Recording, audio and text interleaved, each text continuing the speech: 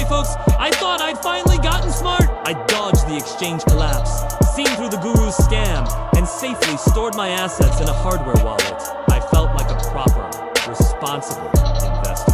But just as I was ready to focus on learning, the DeFi revolution swept through the crypto space. And once again, I couldn't resist the lure of passive income. It was the summer of 2020, and the term yield farming suddenly exploded across the internet. Every community was buzzing with stories, earning a BMW in a day, achieving financial freedom with passive income.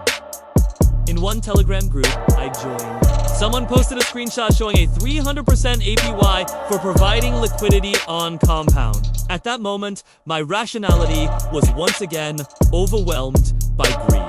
After studying a few white papers for a couple of days, I settled on a new project called Yield Farm. It promised to reward liquidity providers with its native token, YFD, boasting an advertised APY of up to 1,000%. That number made me dizzy with excitement. I felt like I'd discovered a gold mine everyone else had missed. I eagerly called David to tell him about my major discovery. After listening, he was silent for a few seconds, then asked, "Jerry, do you know what impermanent loss is?" I was stumped.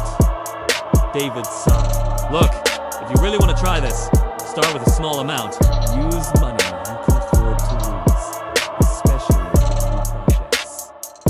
Even with David Warner, the 1,000% APY had blinded me.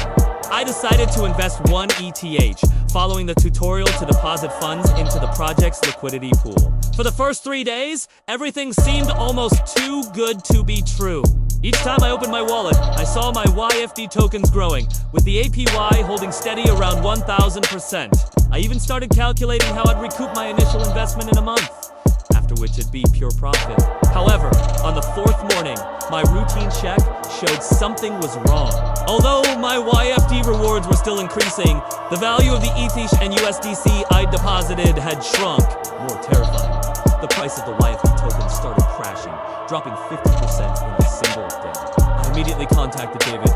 He sent me a link to a website that calculates impermanent loss. When I entered the data, the results stunned me. Even including the farming rewards, my net loss was 20%. David explained. When YFD's price plummeted, the automatic market maker rebalancing meant you not only suffered from the token S devaluation, but were also forced to sell F at a low price due to the Pool S automatic adjustments. As misfortune never comes alone, when I decided to cut my losses and exit, I found the gas fees were shockingly high. Due to Ethereum network congestion, a simple withdrawal would cost over $100 in fees. I was stuck between a rock and a hard place. Hold and potentially lose more, or exit immediately and eat a huge cost just in fees. Finally, after 1 week, I chose to exit at a loss. Accounting for the impermanent loss, token depreciation, and gas fees, MY initial on ETH was reduced to just 0.5 ETH. This lesson taught me a hard truth. So-called passive income often hides even greater risks. From this experience, I learned several crucial lessons. High returns always come with high risk. Before participating in DeFi, you must understand the basic concepts, especially impermanent loss. Gas fees can devour most of your profits. New projects carry extreme risk and are prone to rug pulls. Just as I was ready to step back from DeFi temporarily, a new frenzy began amid. The communities were flooded with stories of people buying digital avatars for a few $100s and reselling them for hundreds of thousands. Looking at those expensive monkey pictures and pixelated profile pictures, I felt that familiar itch. But this time, I'd learned my lesson. I called David first!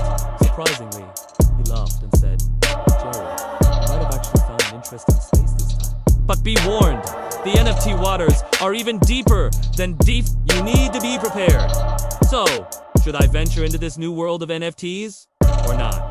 Follow me. And in the next chapter, I'll take you through my first NFT investment experience. I almost spent $500 on a JPEG. That could have been worth 0.